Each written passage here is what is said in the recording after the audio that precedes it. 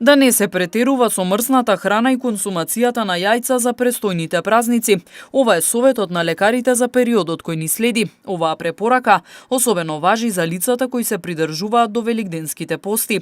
Со оглед на тоа дека температурите се во пораст, а за Великден е обичај да се консумира помрсна храна, лекарите со апел до граѓаните да бидат внимателни, за да се избегне шокирање на организмот. Многу ми е жал што втора година еве во знакот на пандемијата ќе ја обележиме и овие сите празници и великденските, така да има дел од луѓето што се на тие великденски пости и секако знаете како и секоја година треба внимателно полека да влегуваат во појаката протеинска и масна исхрана, така да не смеат да се прејадуваат периодот, постепено ќе конзумираат храна, посебно што нели таа храна што се користи, масната, јајцето многу е застапено на Великден, јасно, мора да се консумира у многу ограничени количини, за да не се преоптовари организмот. Со оглед на тоа дека и годинава Великден ќе се прославува во пандемиски услови, доктор Светлана порачува граѓаните да продолжат да ги почитуваат заштитните мерки.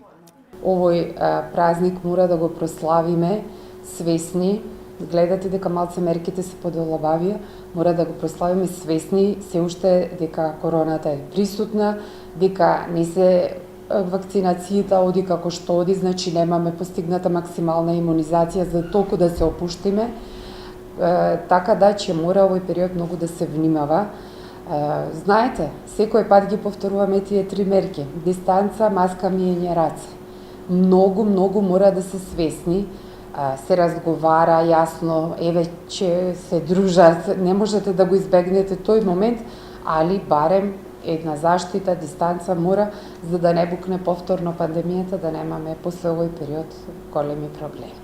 Исто така особено треба да бидат внимателни постарите граѓани и хронично болните, бидејќи престојниот период доаѓа до пораст на температурите, па лекарите советуваат редовно земање на терапијата и да не се излегува во најтоплите периоди од денот.